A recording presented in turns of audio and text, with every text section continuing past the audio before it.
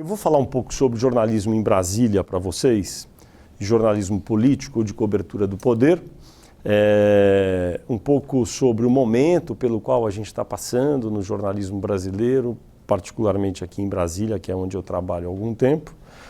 E vou, enfim, falar também sobre esse momento de grande disrupção pelo qual passa a indústria de mídia, dos jornais, a forma como se produz jornalismo e como se financia o bom jornalismo. E depois a gente abre para bater um papo e vocês daí também podem perguntar sobre a trajetória, a carreira, essas coisas que podem ser úteis para vocês. A parte boa, vocês aproveitam, a parte ruim, vocês não repetem erros velhos. Então vamos lá. Aqui em Brasília é uma cidade muito pequena. É uma cidade planejada que foi criada no final da década de 50 e a partir de 1960 a capital passou a ser Brasília. E tudo do Rio de Janeiro, toda a administração federal, política, judiciária se mudou para Brasília. Isso, aliás, demorou um pouco, demorou cerca de 20 anos para a transição se completar.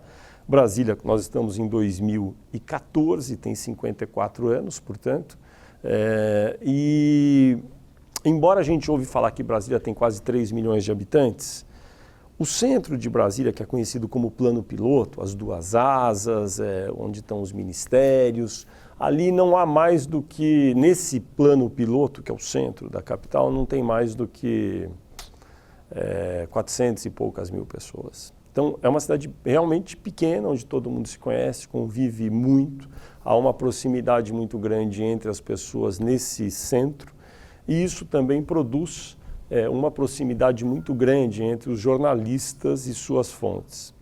Então, aí começa uma parte boa e uma parte ruim. A parte boa é que você tem muita facilidade para conversar com uma fonte, você vai até o Congresso, você vai até o Palácio do Planalto, até o Ministério com muita rapidez e pode encontrar com essa pessoa. A parte ruim é que formam-se vínculos de relação que às vezes transbordam a parte do profissionalismo. Então, é muito comum em Brasília existirem jornalistas que acabam virando amigos de suas fontes, amigos pessoais, e essa relação, às vezes até promíscua, é muito ruim. Não estou aqui apontando o dedo, evidentemente, para ninguém, mas isso é um fato.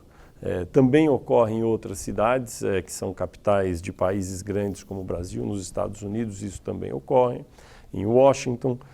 Mas aqui, talvez pela artificialidade da cidade, pelo tamanho do local, pelo provincianismo, até em certa medida, da cidade, isso acaba se tornando um pouco mais dramático e ruim. Então, algo que é muito importante ao fazer a cobertura do poder, da política, do poder, dos três poderes em geral, judiciário, executivo e legislativo, é muito importante manter um certo distanciamento entre o jornalista e suas fontes. É muito comum, por exemplo, em Brasília, alguns jornalistas, depois de algum tempo, convidarem deputados, ministros para irem às suas casas e vice-versa, em ocasiões que não são necessariamente profissionais. Isso eu reputo como muito ruim, acaba distorcendo um pouco a forma como se deve obter a informação. Então, não é algo que deva ser seguido, mas existe em Brasília e é muito ruim, às vezes, porque o jornalista que evitar fazer isso vai ficar até numa situação de inferioridade em relação àqueles que aceitam ter essa relação mais próxima com as fontes, porque fica uma relação quase que desleal. Um é amigo, o outro não é amigo, então quando a informação tem que ser dada, às vezes vai mais para o amigo do que para aquele que é apenas um profissional da notícia. Esse é um aspecto que eu acho muito importante no jornalismo aqui em Brasília, que deve ser levado em conta. E que, infelizmente, no Brasil, o Brasil é um país muito subdesenvolvido ainda, pobre, apesar de ser, enfim, economicamente uma potência mundial, não tem desenvolvido certas publicações que poderiam ir a fundo nessa investigação sobre como se dá essa relação. Há algumas boas publicações, mas nenhuma até hoje talvez tenha feito reportagens à exaustão para demonstrar como isso se dá no Brasil.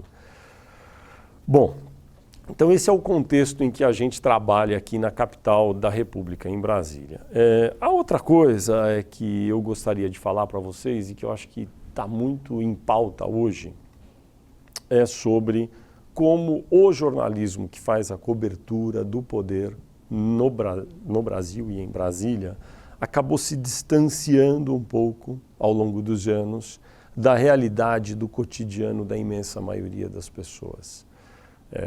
O noticiário de política é muito hermético, é difícil de ser compreendido, do judiciário também, do legislativo também. Em geral, o que a gente compreende desses noticiários todos é que está tendo uma roubalheira lá no Congresso, está tendo um escândalo na Petrobras, mas isso é um pouco a superfície. É difícil para a imensa maioria das pessoas, sejam leitores, sejam telespectadores, ouvintes de rádio ou leitores de internet, entender exatamente tudo o que se passa. Isso se dá muito por conta de uma obsessão que se instalou na mídia brasileira e até saudável sobre quem vai ter a primazia de dar a notícia, porque essa é a força motriz do jornalismo de modelo ocidental que nós adotamos no Brasil, que foi inventado pelos ingleses, aperfeiçoado pelos americanos e depois implantado em tantos países do mundo como o Brasil. Então, dar o furo, ter a notícia em primeira mão é muito importante. Sem isso, não existe bom jornalismo. É muito importante. Por outro lado, o uso dessa técnica e a perseguição diária do furo, muitas vezes, acaba tornando o jornalismo mais relevante para os jornalistas, para algumas fontes e para um nicho muito pequeno de leitores ou telespectadores que vão se interessar por aquele determinado assunto. Daí eu queria mostrar, Bruno, se você puder colocar a primeira transparência. No momento a gente passa por uma espécie de gincana, que é a montagem do novo governo da presidente Dilma Rousseff,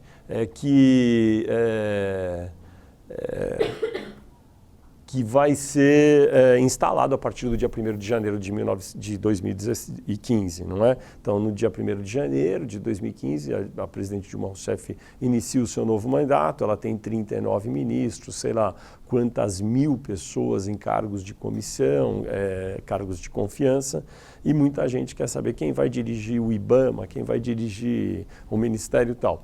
Então, essa é a nossa maior obsessão. Por exemplo, aí está uma manchete do jornal Valor Econômico, do dia 20 de novembro, muito relevante, dizendo que a presidente Dilma havia convidado o presidente do Bradesco, que é um banco privado, para assumir o Ministério da Fazenda.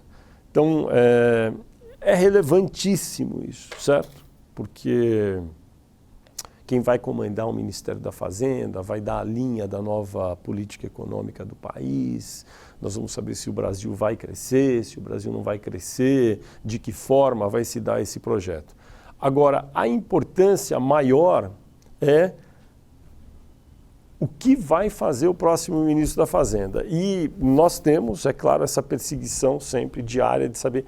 Eu informei primeiro quem vai ser o ministro da Fazenda. Agora, mais importante para a imensa maioria da população é o quê? O que vai fazer o próximo ministro da Fazenda? Até porque a imensa maioria das pessoas não sabe quem é o Trabuco, que ele é presidente do Bradesco. As pessoas sabem que tem um ministro da Fazenda, a maioria das pessoas sabem que não está muito boa a economia no sentido de que ela não está crescendo, que começam a haver ruídos a respeito da taxa de emprego e desemprego e que a inflação está estabilizada num patamar muito alto para padrões de uma economia que deseja crescer mais. Então, isso talvez seja o mais importante. E por conta de dois fatores, talvez, no caso da mídia impressa, que é uma que eu conheço bastante, a mídia impressa, que por excelência talvez devesse fazer o jornalismo de contexto, ou seja, aquele que explica a notícia de maneira alentada, e que satisfaz as necessidades do dia a dia dos brasileiros, a mídia impressa é premida por uma situação econômica difícil.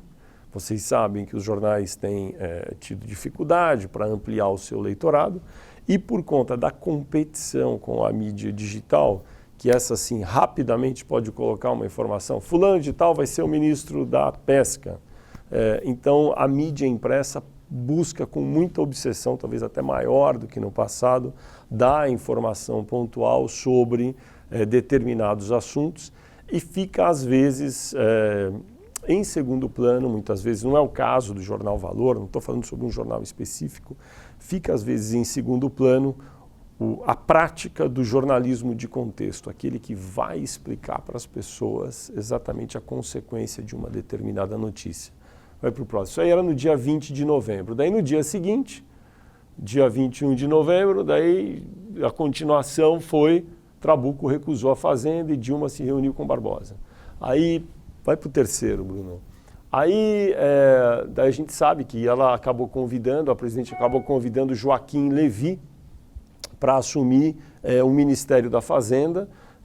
E aí essa manchete do jornal Globo foi do dia 26 de novembro, dizendo que Joaquim Levy, que era também um executivo do Bradesco, assumiria logo em seguida para iniciar a corte de gastos. E a gente sabe, e nesse dia foi curioso, porque nesse próprio dia já estava claro que ia ser difícil o Joaquim Levy assumir, tanto que ele não assumiu, e daí em seguida foi Joaquim Levy não assume, mas vai assumir daqui a pouco. Então, todos esses fatos, qual a relevância deles? É muito importante para quem está na Bolsa de Valores, apostando, ganhando dinheiro, perdendo dinheiro, sei lá. É importante para o jornalista que tem informação, porque para ele é importante ser o jornalista que vai dar informação em primeira mão. É importante para algumas fontes que julgam ser relevante divulgar determinado dado. Agora, para a imensa maioria das pessoas, dos brasileiros, é importante saber qual tipo de corte de gastos o Joaquim Levy eventualmente vai fazer, qual a consequência isso vai ter no seu cotidiano, o que isso vai implicar na vida das pessoas a partir de agora e nos próximos meses e anos. E a minha avaliação é que esse jornalismo de contexto muitas vezes está ficando mais para um segundo plano do que para o primeiro plano. Talvez fosse muito difícil você fazer só jornalismo de contexto, porque você tem que dizer primeiro, você dá a notícia e depois você tem que explicar. Mas esse tipo de informação, no meu entender, é o grande desafio que tem o jornalismo que cobre o poder, a política hoje no Brasil. E isso talvez comece a se dar de maneira mais fluida em outras plataformas que vão ter mais facilidade de ter condições de apresentar recursos didáticos, pedagógicos, para que as pessoas possam entender. Algo que é muito difícil e custoso, sobretudo, custa muito caro fazer tudo isso na plataforma impressa, ou seja, nos jornais, nas revistas. No meio digital é muito difícil também, requer muita especialização, muito trabalho, o jornalismo de contexto, porém, ela te dá uma flexibilidade, a mídia digital, maior do que dá a mídia em papel. Aí tem um caso específico, logo depois da eleição, que me chamou a atenção, que é a quarta transparência que eu trouxe aqui para vocês. Vocês se recordam que a presidente Dilma Rousseff venceu a eleição, não é? E a primeira coisa que se falou, o Brasil está dividido, o Brasil é metade vermelho e metade azul. Aí um rapaz que é mestrando na Unicamp, não foi nenhum jornal que fez isso, os jornais foram depois atrás dele e reproduziram. Então o mapa que os jornais deram foi aquele, vermelho e azul. Todos os jornais, e as TVs em geral também. Olha, a Dilma venceu no Amazonas, no Pará, então você vê lá em cima é tudo vermelho, para baixo é tudo azul, Brasil dividido. Aí esse rapaz, que é um mestrando na Unicamp, tem um blog de economia e análise de dados, falou, olha, mais ou menos. Porque, veja, tem alguns lugares que o Brasil realmente ficou vermelho. Tem alguns lugares que o Brasil ficou azul. Agora, na maioria dos lugares ele ficou meio um pouquinho azulzinho, meio cor-de-rosinha. Então a diferença que existiu em alguns estados não foi tão evidente a ponto de dizer que ali é tudo do PT, porque esse mapa de baixo demonstra que, em tese, que no Amazonas todo mundo votou vermelho, votou no PT, e que no Mato Grosso todo mundo votou no PSDB. Mas não foi assim, não é? Então, o Brasil, ele está dividido ou ele está um pouco mais misturado?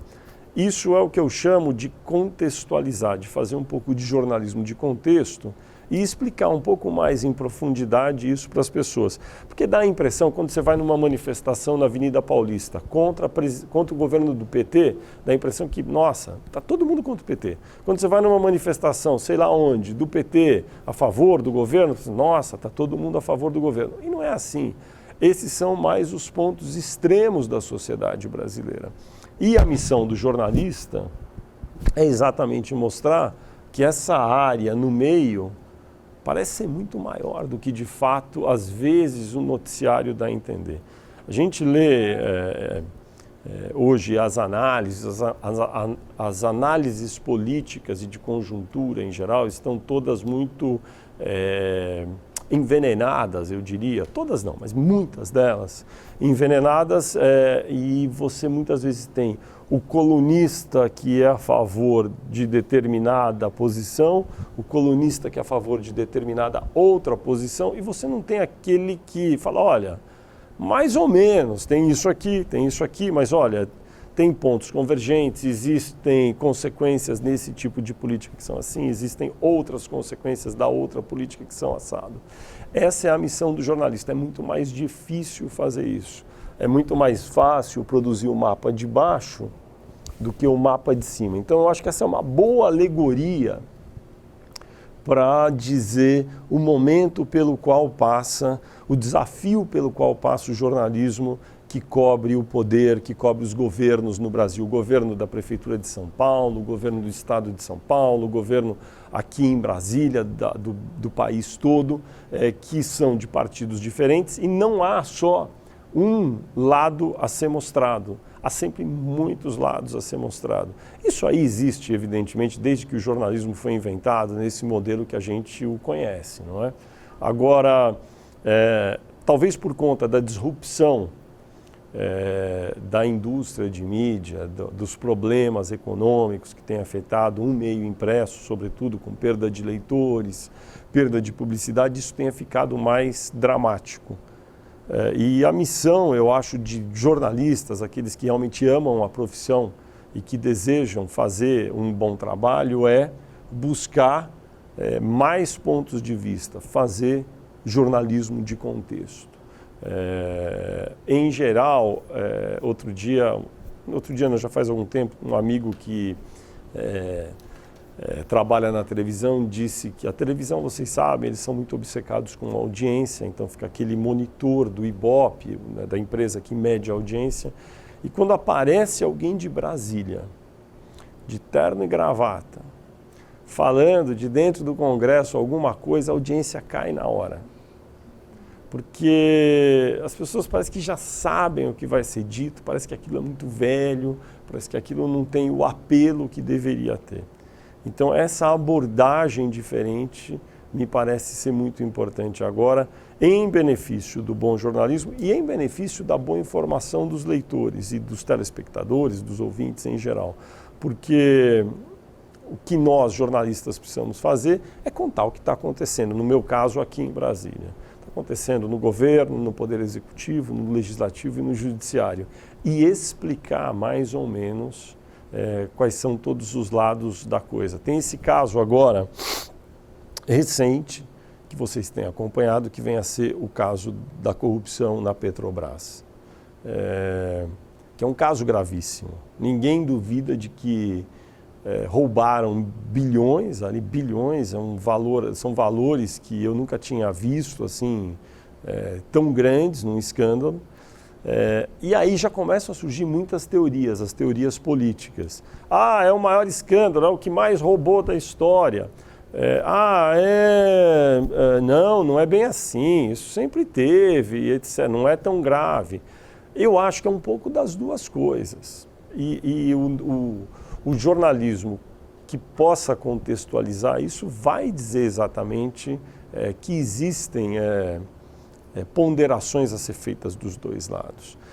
É evidente que há 50 anos não havia nenhuma medição de corrupção no Brasil. Eu fico imaginando o que houve de corrupção para fazer Brasília, não é? Que era um lugar que não tinha estrada, veio tijolo de avião para cá, algumas empreiteiras ficaram riquíssimas na época, eu não sei, e nunca vou saber, nenhum de nós vamos saber isso, porque não havia, enfim, nem como medir. Mas então, você está dizendo que teve mais corrupção para fazer Brasília do que na Petrobras? Não, eu não estou dizendo isso. Eu estou dizendo que não é tão simples colocar um rótulo e dizer, olha, agora tem mais, no passado tem menos. O que eu acho é que agora tem muito. Evidentemente, essa corrupção que foi identificada e que não sei se haverá ou não punição, tomara que venha, ela é muito grave, ela é muito grande. Agora, as pessoas, sobretudo os que são politicamente partidarizados, têm uma obsessão em classificar como essa é a maior corrupção da história. Isso daí talvez não seja o que as pessoas estejam querendo saber. As pessoas estão querendo saber, mas quem que roubou? Quanto roubou? Como é que vai para a cadeia? Quando vai ser o julgamento? É isso que talvez interesse mais as pessoas do que simplesmente dizer esse rouba mais do que aquele ou aquele rouba mais do que o um. Não é? Quem quer saber isso são os partidários do PT e do PSDB e dos outros partidos. Então nós que ficamos no meio e falamos com essas pessoas dos partidos aqui em Brasília, temos que ter muito cuidado, porque você fala com alguém do PT, ele vai ficar xingando do PSDB o tempo todo e dizendo que na época do PSDB tinha até mais corrupção e vice-versa. Então você precisa ter um comportamento com uma certa temperança e distanciamento nessas horas, para não simplesmente reproduzir isso, que seria mais ou menos como aquele mapa que eu mostrei. O mapa que diz que o Brasil está dividido no meio, na parte de cima é vermelho do PT e na parte de baixo é azul do PSDB. E não é assim. Então, nesse caso da Petrobras, surgiu inclusive um livro, né, uma tese de um rapaz que já foi entrevistado por vários jornais, pelo UOL, por todos os jornais, e que demonstra como foi o aumento do poder das empreiteiras no Brasil ao longo de muitos anos. As empreiteiras foram crescendo em importância a ponto de hoje serem as maiores patrocinadoras de políticos que disputam eleições no país. E empresas patrocinarem políticos existe no mundo inteiro. Agora, aqui nós elevamos esse tipo de modelo quase ao paroxismo, porque nos Estados Unidos você ouve muito que tem alguns empresários que são ligados aos republicanos e financiam políticos do Partido Republicano. E pronto. Daí tem alguns empresários que financiam políticos do Partido Democrata. Aqui a empreiteira dá dinheiro para todo mundo. É como se ela fizesse um seguro para falar, olha, se alguém ganhar, eu já dei dinheiro para esse sujeito, eu vou ter uma boa relação com ele. O que é realmente a antíntese do que deveria ser uma atitude republicana. Tomar posições, ter coragem e liberdade para defender suas posições. Então, o modelo que se instalou e foi sendo consolidado com o beneplácito das próprias empresas e dos políticos é muito ruim. E poderia realmente dar nessa situação em algum momento. Mas o governo poderia ter impedido? Poderia, isso também é uma outra história. Agora, realmente esse tipo de sistema, ele está cabeado para dar errado. Em algum momento ia ter um curto-circuito, e esse momento está sendo agora. O que vai acontecer vai depender aí dos poderes constituídos na República de punir, investigar e depois punir. E a propósito desse caso, é interessante dizer que é um dos casos mais cabeludos que a gente já ouviu falar aqui na política em Brasília, e não foi nenhum repórter, nenhum jornalista que descobriu esse caso. Já teve casos no passado em que jornalistas descobriram histórias muito feias assim, que viraram escândalos. Nesse caso específico, não tem nada a ver com o jornalista. O jornalista está relatando o que a Polícia Federal, o Ministério Público tem apurado. Não teve nenhum furo de jornalistas. Os furos que a gente viu, na realidade, foram furos de jornalistas que descobriram o que a polícia estava investigando e relataram. A polícia já sabe que fulano de tal fez tal coisa. Foi um furo do jornal tal que noticiou isso. Mas é um furo sobre algo que, enfim, que o jornalista descobriu que a polícia estava fazendo ou o Ministério Público estava fazendo. E no passado houve casos em que os jornalistas de fato descobriam coisas que ninguém estava investigando. Então, esse é um fato também a ser ponderado e analisado nesse contexto todo. Eu mesmo já fiz muitas reportagens no passado que só eu sabia das coisas. A Polícia Federal não estava em cima, o Ministério Público nem era o que é hoje, etc. Então, esse é um contexto também para ser visto. Eu não sei se isso pode ser considerado bom ou necessariamente ruim, mas talvez para os jornalistas seja um desafio. Porque não foram os jornalistas que descobriram o caso da Petrobras. O caso da Petrobras foi descoberto pelas instituições que normalmente investigam essas coisas. E no passado, casos gravíssimos eram descobertos primeiro por jornalistas, daí abria-se um inquérito, ia-se investigar essas coisas todas. Agora vamos lá, como é que é a rotina de um jornalista em Brasília? Depende da área que você vai cobrir, vai acompanhar. Os três poderes estão aqui. Em geral, há uma preocupação muito grande de acompanhar o que faz o Congresso. O Congresso são 513 deputados, 81 senadores. Você tem que ter vários jornalistas acompanhando a atividade do Congresso. Sempre tem um ou dois que ficam ali direto, que são chamados setoristas. Mas um outro grupo grande de jornalistas de cada veículo fica também monitorando o que acontece no Poder Legislativo. Isso se repete no Judiciário e no Executivo. Eu acho que um dos poderes que melhorou muito a cobertura nos últimos anos foi o Poder Judiciário, por conta desses processos rumorosos.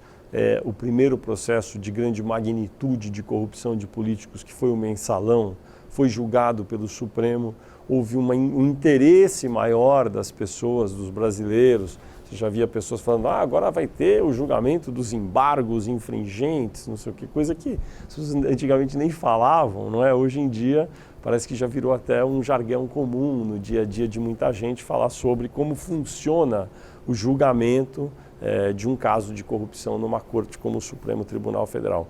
Esse é um local esse é um setor da cobertura que eu acho que ainda precisaria avançar mais, porque além do Supremo Tribunal Federal, tem um local que é quase que um enigma para a maioria dos brasileiros, que é o Superior Tribunal de Justiça, que é um poder muito importante, é a última instância, não é, antes do Supremo, e ali são decididos inúmeros casos de interesse geral da sociedade, e pouquíssimas vezes há uma cobertura sistemática sobre o que se passa ali.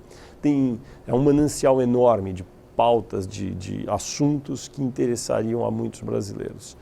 E um outro setor que me parece que deveria receber uma cobertura mais didática, mais pedagógica, é o das agências reguladoras. Já são mais de 10 agências. Esse modelo começou durante a gestão do então presidente Fernando Henrique Cardoso, com agências reguladoras para um determinado setor. A lógica toda, quem inventou foram os americanos. Você concede para a iniciativa privada uma determinada área da economia para que seja explorada. Os empresários exploram e são regulados por leis rígidas com uma agência que vai supervisionar. O caso mais clássico é telefonia. Todos aqui são jovens, mas enfim, há 30 anos os telefones no Brasil eram uma coisa muito rara, era um objeto de luxo praticamente.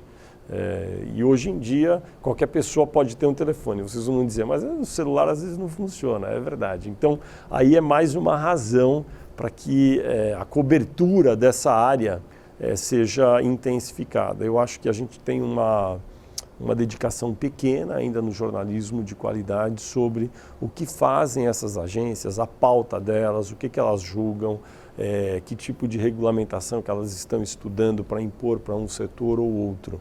Planos de saúde, telefones, energia elétrica, todos esses são setores que já são explorados pela iniciativa privada, que no passado não eram, e que precisam da supervisão do Estado e precisam do bom jornalismo para noticiar o que está se passando, para que, enfim, aí a gente cumpra a nossa missão de bem informar a sociedade. E a rotina do jornalista em Brasília, ela é muito longa e a gente chega aí naquele ponto que a lei determina que o jornalista só pode trabalhar 5 horas com 2 horas de horas extras no máximo por dia, né? Essa é uma realidade que não me parece ser viável, execuível aqui em Brasília, porque você já logo cedo tem as coisas acontecendo e é muito comum que tudo entre até o início da noite. Então é uma rotina muito extenuante, é grande. Nós fazemos aqui nesse estúdio uma entrevista semanal com alguma personalidade da política, da economia e, em geral, a gente pede para o entrevistado chegar às 8 da manhã. Por que 8 da manhã? Porque a gente tem que gravar, depois a gente tem que editar, transcrever a entrevista, preparar todos os vídeos, subir os vídeos para o publicador, fazer o texto que vai acompanhar essa entrevista, enfim, isso daí é um processo que dura, em geral, muitas vezes, cerca de 12 horas. É muito longo, custoso, trabalhoso. Não é fácil produzir para o jornalismo hoje em dia, inclusive porque antigamente você poderia gravar uma entrevista em vídeo, dava uma editada, colocava uma versão no ar na televisão, digamos. Hoje em dia isso não é mais aquilo que você está autorizado a fazer. Se você fizer isso, você vai fracassar. Você tem que oferecer várias versões da entrevista, vários trechos já editados, com títulos diferentes, para que as pessoas assistam só aquele pedaço que interessa a elas. Você tem que transcrever em texto para poder indexar, inclusive pelo Google, tudo o que foi dito, para que a pessoa possa buscar por palavra. Você precisa fazer uma edição melhorada dessa transcrição, porque muitas vezes na transcrição você tem interjeição, palavras às vezes que são colocadas ali como cacos numa frase ou outra, precisa limpar e fazer uma outra versão melhor. Enfim, é um trabalho muito maior do que existia antes das plataformas digitais. Hoje em dia, quando você pensa na internet, parece que é mais fácil.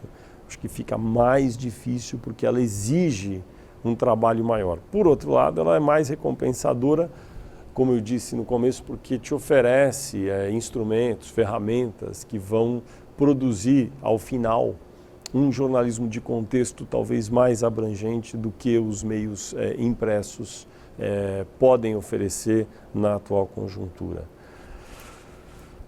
Falei bastante aqui já. Vamos começar a fazer algumas perguntas, então, sobre tudo isso, e daí estou à disposição de vocês para falar mais aí sobre o dia a dia, sobre carreira, o que vocês tiverem dúvidas sobre, enfim, estudos complementares. Minha carreira, basicamente, enfim, está tudo na internet, é só dar um Google para achar. Eu estudei jornalismo, errei 2 vezes, daí fiz mestrado em jornalismo. Dei um pouco de aula no começo e trabalhei em vários lugares, cidades diferentes. E esta aqui que eu estou agora, que é Brasília, curiosamente, que nem é a que eu gosto mais, mas é onde eu estou mais tempo, há 17 anos. Então estou à disposição de vocês para responder perguntas. Quem quiser perguntar, à vontade.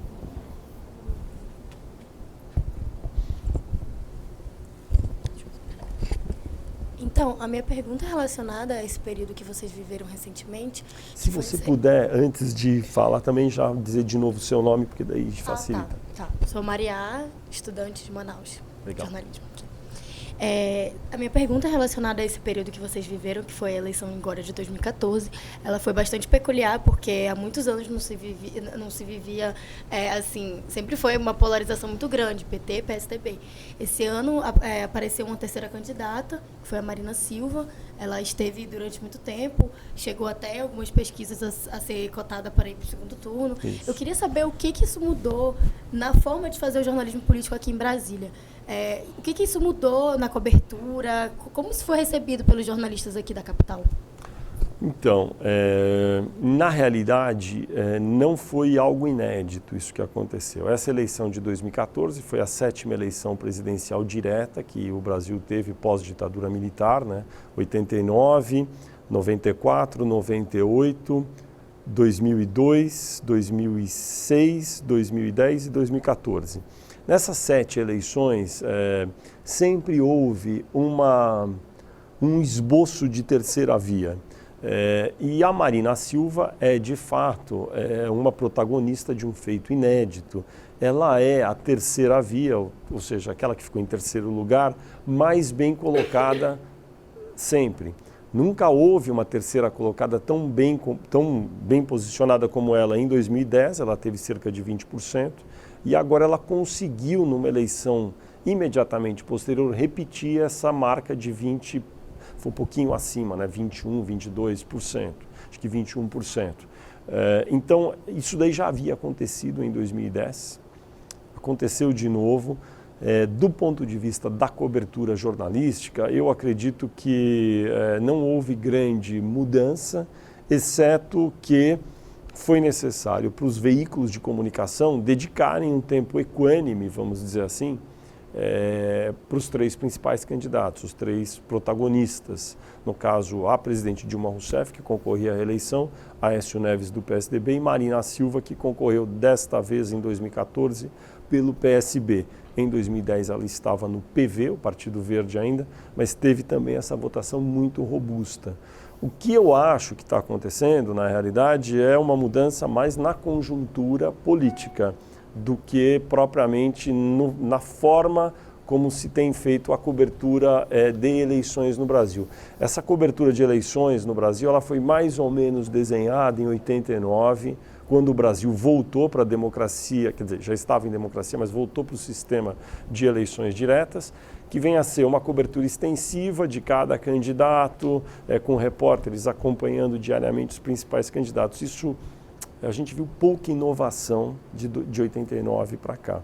O que houve agora é que o terceiro colocado, no caso a terceira, Marina Silva, se consolidou nesse ano, pelo menos é o que mostram as urnas, como uma terceira força e sinalizando talvez uma possível mudança de configuração político-partidária em eleições futuras. Se vai acontecer isso, a gente não sabe. Mas aí é outro desafio para o jornalismo de contexto destrinchar para o brasileiro que consome notícias, explicar quais são as chances daqui a 4 anos, em 2018, de Marina Silva ser candidata e, em sendo candidata, ter essa votação ou maior, ir para o segundo turno e até vencer. É isso que é o desafio todo a ser feito a partir de agora. Meu nome é Débora Rizag. Só isso, né? Tenho 22 anos. Você falou aqui o tempo todo que aqui em Brasília tem muito essa busca por dar o furo e sempre, né, descobrir esses casos de corrupção e tal. E aí parece que a gente tem a impressão de que sempre que a gente vê uma notícia aqui de Brasília, é sempre, ou se a gente ouve falar de algum deputado, de algum senador, é porque ele está envolvido em algum escândalo. A gente nunca vê falando de algum projeto que está sendo aprovado, só se o projeto for polêmico e tal. E aí eu acho que isso acaba passando a impressão para as pessoas de que aqui em Brasília os deputados e senadores não fazem nada e eles só ficam roubando. Eu queria saber qual que é a sua opinião sobre isso e como que os jornalistas poderiam atuar. Claro, a gente não vai ficar fazendo propaganda deles, porque não é essa a nossa função. Mas eu também acho que existe um lado de que a gente falando o tempo todo só disso acaba criando uma impressão ruim para as pessoas, porque as pessoas vão para as ruas, pelo menos nos protestos do ano passado, dizendo que poderia fechar o Congresso, porque o Congresso não serve para nada. Então eu queria saber qual que é a sua opinião e como que os jornalistas poderiam lidar com isso, de repente, sei lá, abordando o dia a dia de uma maneira diferente aqui, enfim, sua opinião sobre isso. Ô Débora, a sua pergunta é muito bacana. Eu acho que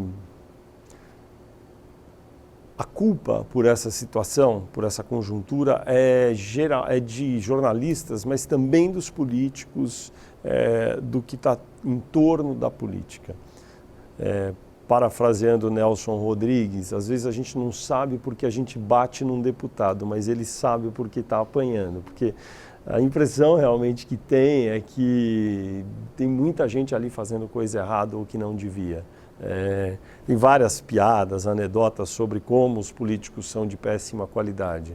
Por exemplo, uma que eu adoro, que é assim: toda vez que um deputado tem uma ideia, o Brasil piora.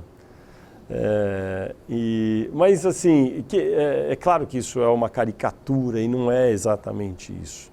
É óbvio que não. É evidente que tem gente de bem fazendo política e que quer o bem do Brasil. E esse é um desafio do jornalismo, eu acho. Porque nós passamos...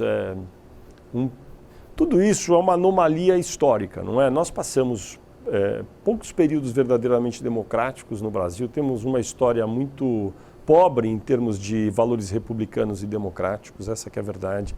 Para ir bem lá para trás, tem aquela frase, acho que era do Sérgio Buarque de Holanda, o Alan Twain vive repetindo, que é: no Brasil, o Estado nasceu antes da sociedade. Quando veio aquele Dom João VI, que estava fugindo do Napoleão, veio para cá, hoje em dia falam que foi bom, nossa, trouxe a corte para cá, a única colônia que teve o imperador. Eu acho que aquilo foi um horror, porque aqui só tinha degredados, os locais, aquelas coisas. Daí chegou o rei com aquelas caravelas, aqueles bibliotecários, mucamas, todo mundo olhou para aquilo e falou: bom, aqui não tem nada, vou querer trabalhar para o rei, vou trabalhar para o Estado, arranjar uma boquinha, não fazer nada, ganhar um dinheiro, e ali começou tudo.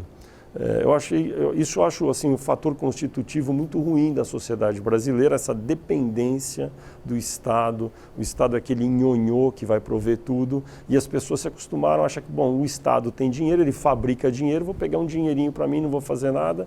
E isso daí enfim, é uma coisa muito latina, infelizmente. Na Espanha, em Portugal, muita gente quer ser funcionário público só também.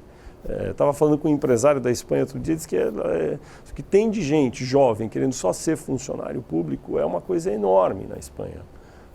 Ninguém está querendo empreender, ninguém está querendo fazer nada, está querendo se encostar em algum lugar, não porque tem a vocação, porque eu acho muito bacana quem tem vocação, trabalha para o Estado, ser funcionário público. Não é esse o problema é querer se aproveitar. Então isso existe de fato. A gente teve pouco período democrático, daí para ir bem, faz um pulo, chega na ditadura. 21 anos de ditadura, sem liberdade de expressão, com muita corrupção que existiu também.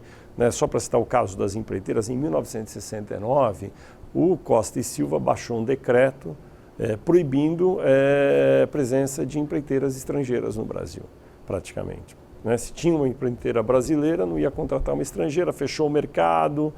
Enfim, você sabe o que acontece quando você fecha o mercado apenas para um grupo pequeno. Então, aqueles anos todos a imprensa ficou manietada, sem poder informar. Acabou a ditadura, foi como se abrisse uma comporta, assim. Então, os jornais livres queriam mostrar o que tinha de errado na sociedade. E, infelizmente, no Brasil, Débora, tem muita coisa errada. Tem muito político ladrão. Não são todos, não se deve generalizar. Mas tinha muito. E é claro que os jornalistas, os jornais, enfim, os veículos todos tinham que noticiar isso.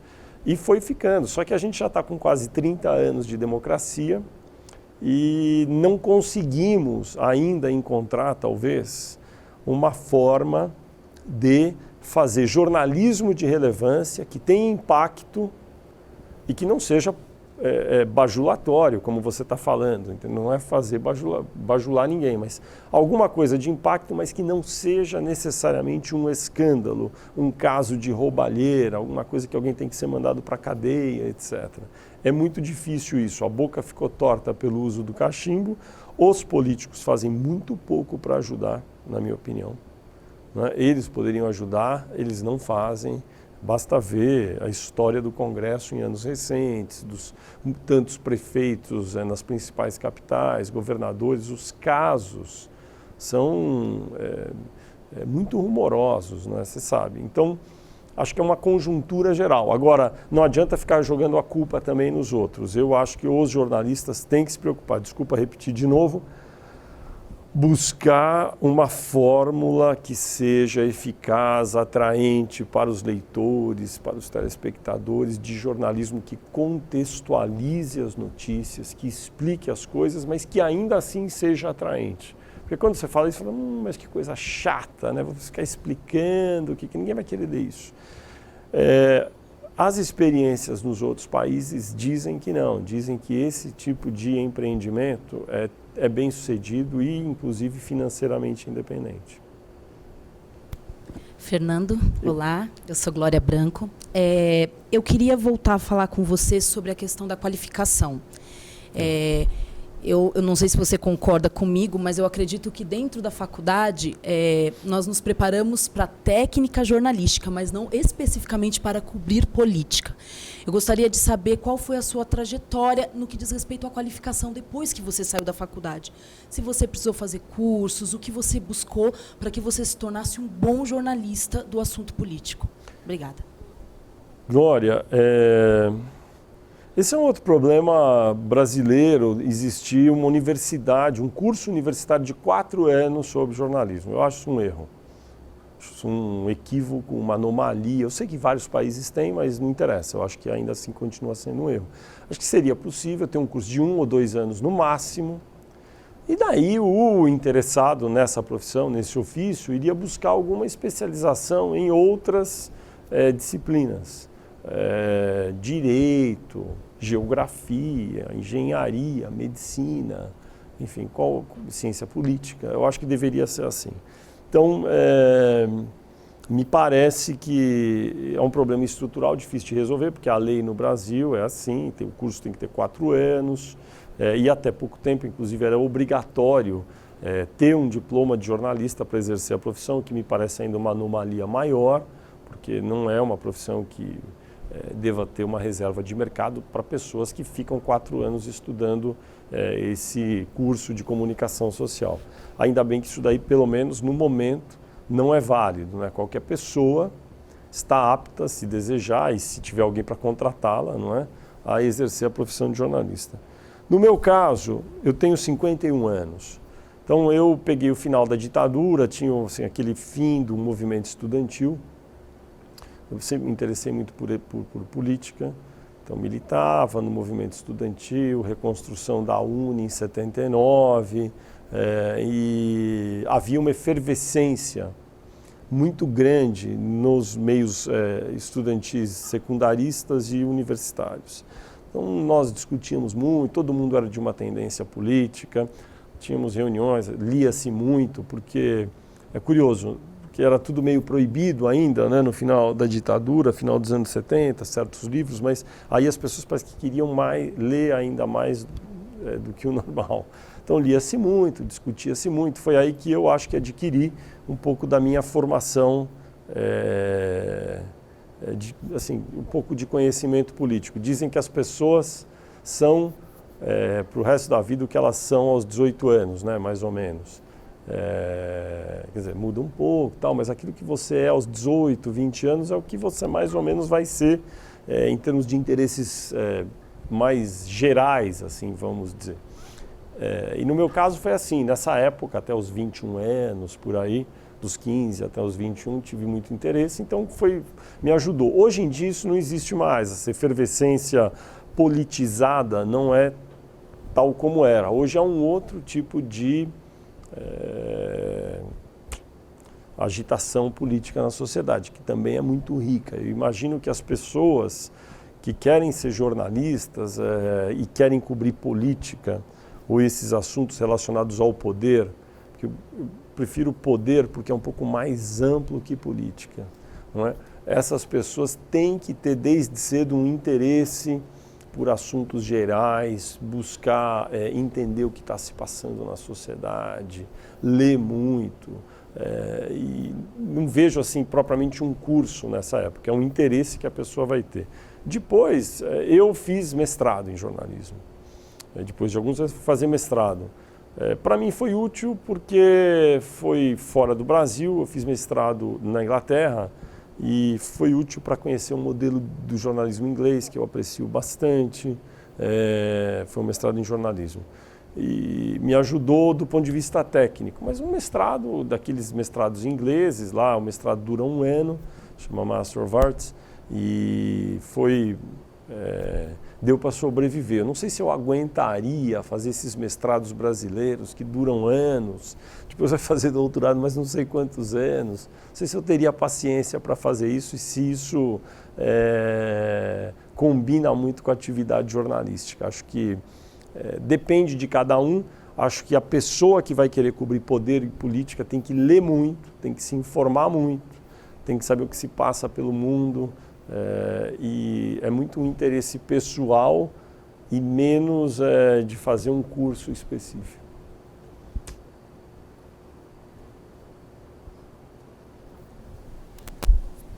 Cláudia, pensando não na ideia de curso, tá? E você falou sobre ler e atrás dos seus interesses específicos. E a questão das habilidades? E não necessariamente a habilidade de, eu sei escrever. Que outras habilidades você acha que o jornalista precisa desenvolver? E como fazer isso? A pessoa tem que ser muito despachada, não é, Cláudia? Não precisa ter vergonha, né? Tem que ir entrando, fazendo. Eu gostava muito de política, mas daí eu encafei quando era moleque que eu tinha que ser repórter de economia. Então eu comecei como repórter de economia. Eu gosto muito de economia também, números, essas coisas. E até porque na minha época, no início da minha vida de jornalista, economia era muito presente, muito mais do que hoje, porque o Brasil era uma catástrofe, era uma falência completa, dívida externa. O Brasil estava sempre em moratória, né? Estava sempre dando calote, você não tinha entrada de produtos importados porque o Brasil não tinha como pagar. O Brasil era uma penúria desgraçada nos anos 80, que foi quando eu comecei, no início dos anos 80. E então, para dar um exemplo, quando teve a primeira eleição presidencial direta, 89, ganhou Collor. O presidente era o Sarney na época. O Sarney era presidente ainda eleito de maneira indireta. Ele deu sorte, ficou no cargo porque o Tancredo morreu, ele era o vice, ficou 5 anos, aquela coisa. E era um horror o Brasil, era assim, moratória, inflação de 1000%, era uma loucura. E não havia números, não tinha internet. Então, assim, eu cobria muito dívida externa, economia internacional, e era um fetiche dos jornalistas descobrir quem eram os credores da dívida externa, porque tinha uns 1000 credores, bancos pelo mundo afora, e não havia essa lista. Você sabia, o Brasil deve X bilhões, mas você não sabia para quem direito, quem eram cada um, etc. Eu me lembro que a posse naquela época era em 15 de março, não era no 1º de janeiro como é hoje. Então, a eleição foi em novembro, que era 15 de novembro, a eleição não era em outubro, e o segundo turno já foi no começo de dezembro. E a posse era 15 de março. Então, no dia da posse, uns dias antes, estava aqui ajudando na cobertura, jovem, muito interessado nessa área econômica, ia ter um plano econômico. Todo mundo indo para lá e para cá, e foi um fracasso, porque nenhum de nós conseguiu descobrir. Mesmo fomos jantar nesse dia, Clóvis estava também, fomos jantar, todo mundo olhando, que merda, não descobrimos qual vai ser o plano, não é?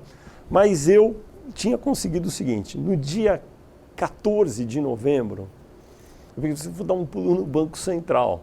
O Banco Central era uma coisa assim meio fechada, né? Daí eu fui entrando, era assim umas 5:30 da tarde, até escrevi um artigo uma vez sobre isso. Vê se pode. Fui entrando, fui chegando ali, estava meio, sabe aquele fim de festa, assim, no último dia do governo? Aí fui entrando, ninguém me perguntou, eu entrei na portaria. Entrei, apertei o elevador. Eu sabia onde era o departamento de dívida, essas coisas. O Banco Central é esse prédião que tem aí em formato de cifrão, né? Ou pelo menos deveria ser o formato de um cifrão. Aí eu apertei o elevador e subi. Subi, desci no andar que era o departamento de dívida externa. Assim, sabe aquelas luzes fluorescentes meio piscando, assim, os papéis meio jogados, ali não tinha ninguém. Assim, meio vazio, né? Comecei a andar, daí tinha numa mesa assim, uma pilha de papéis, assim, relatórios da dívida externa, fui pegando, porque ninguém falava nada, eu vou pegar e vou ver com quem eu posso falar. Fui pegando, fui andando, ninguém falava comigo, voltei para o elevador, desci, fui embora e levei tudo para minha casa.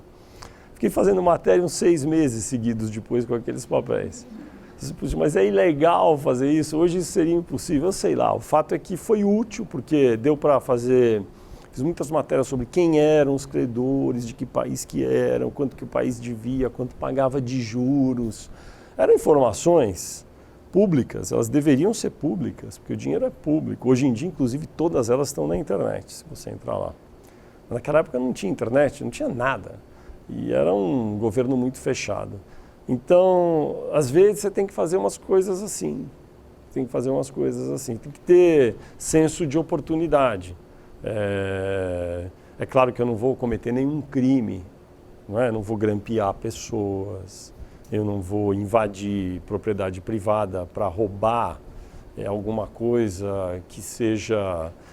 que vá prejudicar uma determinada pessoa, instituição. Mas nesse caso aí eu vi um interesse público maior do que simplesmente olhar e não fazer nada. Então isso aí acontece muitas vezes. Daí é sempre esse cálculo que tem que fazer, se o interesse público se sobrepõe a uma eventual atitude heterodoxa, vamos dizer assim ali. Mas é importante estar sempre antenado para fazer essas coisas. Meu nome é Gabriel. A Cláudia roubou metade da minha pergunta, mas vou fazer a outra. Eu queria perguntar sobre o jornalismo investigativo. Você falou que da Lava Jato foi a Polícia Federal que descobriu tudo, os jornalistas não. Você acha que o jornalismo investigativo está em decadência hoje? O que a gente pode fazer para mudar isso? Não sei. Ô Gabriel, acho que não está. O jornalismo investigativo é uma área muito vibrante ainda da nossa profissão. Acho que esse caso da Operação Lava Jato mostrou um problema que já tem sido visto em outros países mais desenvolvidos que o Brasil. Eu não sei, tem um livro que eu gosto muito, até quando teve a versão brasileira da primeira edição, já saiu a segunda.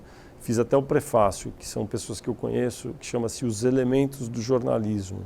E os autores é Tom Rosenstiel e Bill Covett, que são jornalistas bem sênior, assim, lá dos Estados Unidos. O Bill foi chefe do Bureau do Washington, da sucursal do Washington Post, do New York Times em Washington, enfim, são pessoas muito respeitadas. E eles fizeram uma pesquisa muito grande com jornalistas, demorou um grande tempo, foi lá em Harvard que eles fizeram isso com a ajuda do pessoal de lá, para falar quais eram os elementos do jornalismo, que são as bases do bom jornalismo e os problemas. E um dos problemas que eles detectaram era o jornalismo que reproduzia investigações da polícia ou do Ministério Público nos Estados Unidos. Porque lá, você deve imaginar, os promotores e a Polícia Federal deles, né, que é o FBI, são ativos já há algum tempo um pouco maior do que aqui no Brasil. E tem muita investigação sempre em curso. E havia uma tendência detetada já há uns 20 anos nos Estados Unidos desse tipo de trabalho. O jornalismo ficar a reboque do que fazem a polícia e a promotoria, o Ministério Público. Isso é ruim? Acho que depende, né? Se o jornalismo ficar só escravo da promotoria e da polícia, é ruim. Agora, é evidente que em casos rumorosos tem que ser noticiado. Então, nesse caso da Lava Jato é um deles, é um caso muito importante e é difícil até, viu, conseguir uma informação que alguns jornais conseguiram, dando na frente determinados trechos da investigação. É difícil conseguir isso, não é assim que você liga lá, então delegado, conta aí para mim que eu vou publicar a sua investigação. Ele não conta, então você tem que ter fontes, você tem que falar com as pessoas, isso também não é fácil. Agora, não é só isso que o jornalista deve fazer. Eu acho que é importante que o jornalismo investigativo tenha as suas pautas próprias, né? Que ele busque fontes de informação que produzam dados que possam resultar numa reportagem que vá alertar a sociedade, uma parte da sociedade, inclusive a polícia, a promotoria, para depois fazer alguma coisa. Eu participei, hoje em dia as investigações estão muito também multinacionais, né?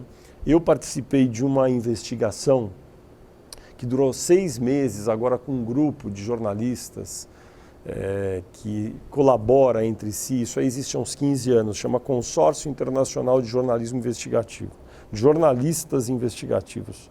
Eu ajudei a fundar, é uma ONG, sem fins lucrativos, claro, só no Brasil que tem ONG mais ou menos não governamental e que tem fins lucrativos. Né? Mas é verdadeiramente uma ONG, não tem vínculo com ninguém, fica em Washington e são cerca de 120 jornalistas de vários países que nos associamos. Aí tem um escritório muito pequeno em Washington e quando tem alguma investigação que ultrapasse fronteiras, aí a gente começa a trocar informações para cada um fazer no seu país a parte relativa àquele caso.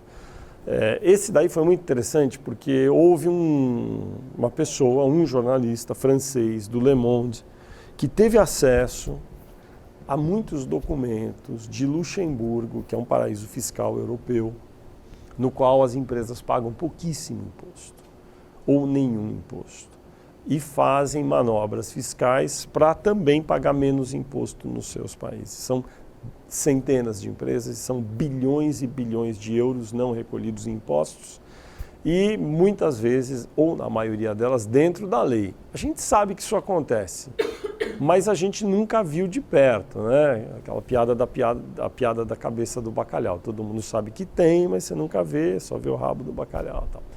Aí, então, dessa vez tinham lá todos os documentos, só que era muito complexo, entender. Daí cada país era de um jeito, daí eu recebi o lote das empresas brasileiras que faziam esse tipo de coisa, o outro no Japão, o outro na Alemanha, e assim foi. Fomos investigando, quando chegou um dia publicamos tudo ao mesmo tempo. E isso daí resultou na Europa, pelo menos no Brasil nunca, às vezes as coisas resultam em alguma coisa, mas na Europa várias investigações foram abertas, tem um procedimento dentro da União Europeia para verificar essas brechas, como elas devem ser fechadas, etc. e tal. Então esse tipo de investigação me parece mais relevante e produz mais consequência. E eu acho que o jornalismo investigativo está em alta. Nunca esteve tão em alta, inclusive até pela consolidação da expressão. Não é? Eu me lembro quando na Abrage, a Abrage é a Associação Brasileira de Jornalismo Investigativo, ajudei a fundar. Quando a gente começou com a Abrage, havia uma birra muito grande em relação ao nome. Ah, mas jornalismo investigativo é um pleonasmo, então não sei o que lá. De fato é. Ocorre que essa expressão, quem inventou não fomos nós. Essa expressão, ela existe em língua inglesa, né, Investigative Journalism, e lá existe há 50, 60 anos com muita robustez já instalada na sociedade. E jornalismo investigativo nos Estados Unidos, que é onde mais se fez isso, é sinônimo de bom jornalismo. Então, quando você fala Investigative Journalism nos Estados Unidos, você não está querendo... Ah, mas é um pleonasmo. Não, as pessoas já entendem essa expressão como sendo sinônimo de bom jornalismo, bem apurado, com muitas fontes ouvidas, todos os lados sendo representados. No Brasil isso não existia. Essa expressão era uma coisa meio... Jornalismo investigativo? O que é isso e tal? E eu acho que a Abrage contribuiu muito para popularizar o termo e fazer com que fosse... atribuído a essa expressão o significado real que ela deve ter, que é bom jornalismo, bem apurado, etc. Só o fato disso já ter se consolidado, de você ter feito essa pergunta aqui agora, há 15 anos, num encontro desse de jornalistas com estudantes ou jornalistas, etc., esse tema nem era muito citado há 20 anos. A jornalismo investiga, como assim? Tal? Não se falava muito dessa forma. Já se fala... Já tem várias unidades em veículos de comunicação que se esforçam por isso, mas a gente está no meio de uma encruzilhada, está perto de uma encruzilhada por conta dessa preponderância que eu acho que haverá cada vez mais dos órgãos oficiais de investigação e dos jornalistas que podem, às vezes de maneira inadvertida, ficar só a reboque daquilo que a polícia e o Ministério Público investigam. Eu sou da Faculdade Casper Libero e sobre esse jornalismo investigativo, supondo que o senhor tivesse acesso àqueles documentos da década de 90, de novo, alguma coisa nesse porte, o senhor compartilharia com a Abrage ou com outros jornalistas? E também uma outra pergunta, Como era a investigação não, a cobertura do jornalismo econômico nessa década de 90, com a loucura da inflação e esse plano real? Legal. Então, com certeza sim. Eu acho uma bênção assim, para nós jornalistas, assim, uma coisa fantástica, a tecnologia, como ela ajuda. Às vezes a gente trabalha muito mais por causa dela até, mas ela ajuda a depurar mais as informações. Então eu acho, fosse hoje que eu tivesse acesso a documentos desse tipo, a primeira coisa que eu ia fazer era tentar digitalizar tudo, planilhar tudo, né? Jogar em planilhas para ficar mais fácil a compreensão, porque naquela época você imagina, tudo com régua e caneta, entendeu? Era uma loucura. E digitando para fazer alguma arte na época, muito difícil.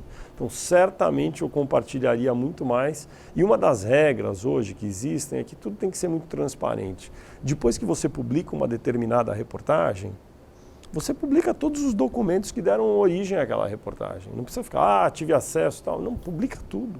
Isso é uma maravilha porque na internet o espaço é infinito. Então, você tem a possibilidade de dar para o seu leitor aquela opção de ter ele também acesso e ele poder interpretar do jeito que ele quiser e bem entender aqueles dados. Certamente eu compartilharia. Queria dar um outro exemplo. No ano 2000, eu comecei a trabalhar no UOL.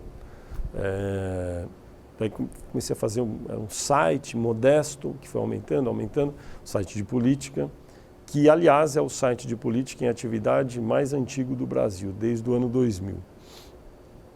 Aí eu tive falando com algumas pessoas, assim, puxa, né, essas coisas que a gente faz nas eleições, por que você não faz o seguinte? Esse negócio de bens de políticos, né? Vocês sabem que os políticos, quando vão se candidatar, têm que dizer o que eles têm de patrimônio. Todos vocês sabem isso, você entra agora no site de qualquer portal do TSE, vai estar lá. Não era assim. Como é que era antes? Então o político lá em Bauru, em Ananindeua, no Pará, ele ia ser candidato, ele pegava um xerox de uma declaração, às vezes escrita à mão, papel, e levava na Justiça Eleitoral e registrava. E ficava lá, na Justiça Eleitoral de Ananindeua, no Pará. O que os jornalistas faziam até o final dos anos 90? Ia ter uma eleição em São Paulo. Eleição em São Paulo, vamos pedir a declaração de bens dos candidatos a governador, né? O presidente, às vezes de senador, deputado estadual, nada. E ficava lá. Porque era muito difícil. Como é que eu ia pegar todas as declarações de bens de todos os candidatos a deputado, milhares, olhar, ler uma por uma, tabular? Não tinha jeito.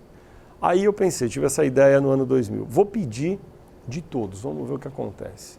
Nas 27 unidades da federação. Aí mandei o requerimento para os TRS. Eu quero ter acesso a todas as declarações de bens de todos os candidatos.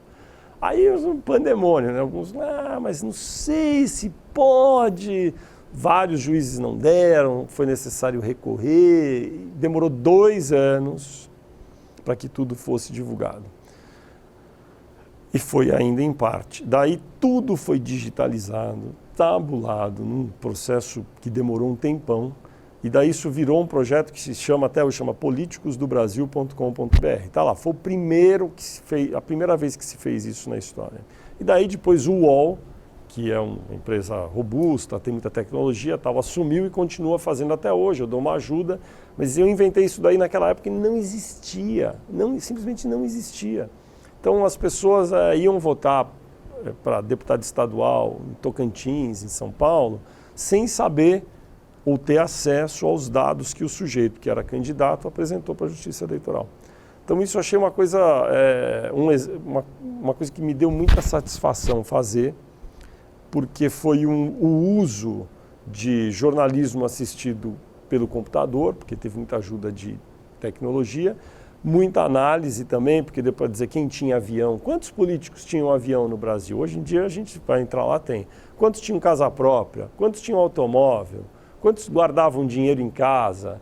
Todos esses dados passou a ser possível observar. Quantos eram advogados, médicos, engenheiros, não eram formados, eram analfabetos ou sei lá o quê. Então, tudo isso passou a ser público a partir do Políticos do Brasil, que foi lançado em 2002. 4 anos depois, a Justiça Eleitoral resolveu pedir para os políticos entregarem de maneira digitalizada já os dados. E daí começou tal, e hoje em dia está tudo aí. Então, esse tipo de trabalho é muito recompensador, saber que você pode começar a fazer algo que vai resultar em outro. E hoje em dia eu acho que tem outras possibilidades aí.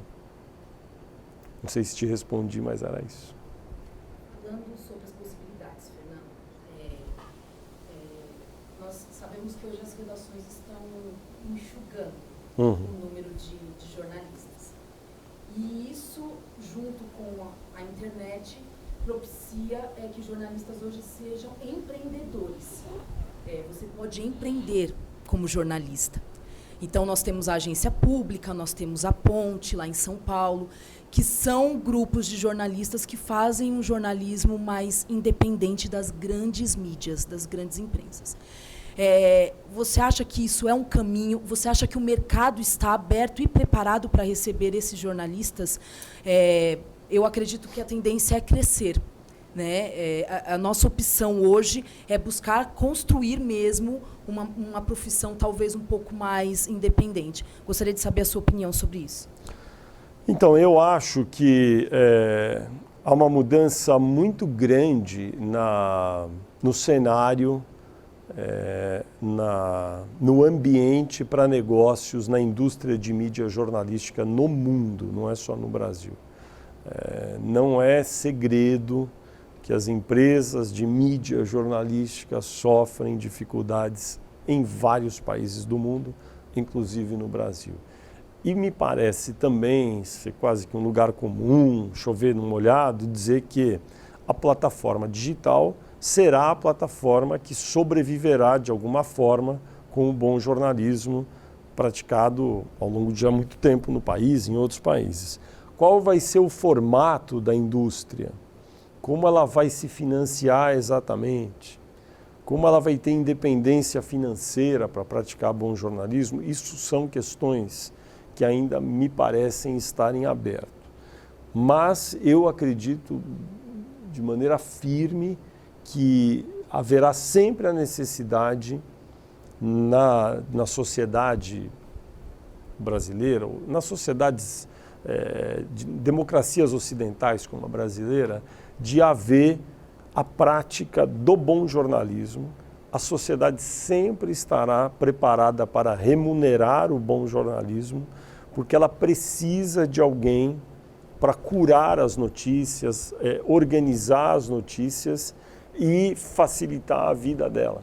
Porque o médico, o engenheiro, o verdureiro, o taxista, não interessa quem for, ele não vai ter tempo de sozinho, de manhã ou na hora do almoço, ou seja, quando for, se sentir totalmente informado apenas lendo a rede social dele.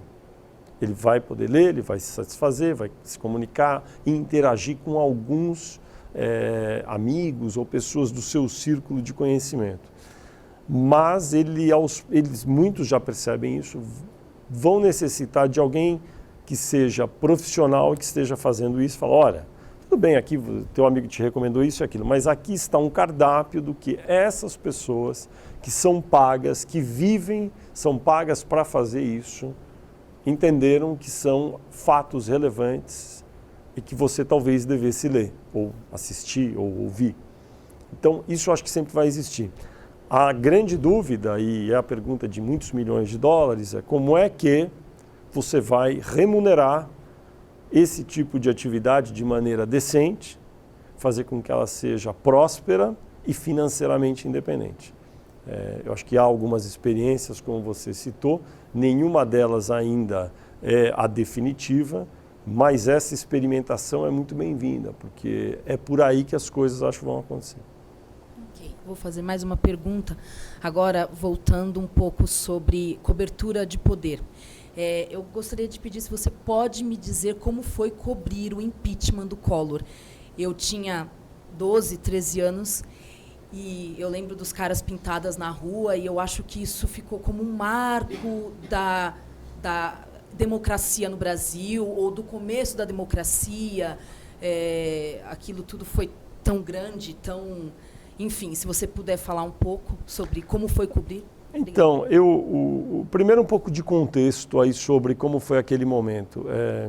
Era um momento de grave crise econômica, isso acabou sendo determinante para que houvesse a deterioração política do quadro e que o então presidente Fernando Collor sofresse o impeachment e perdesse o mandato, assumisse o vice Itamar Franco.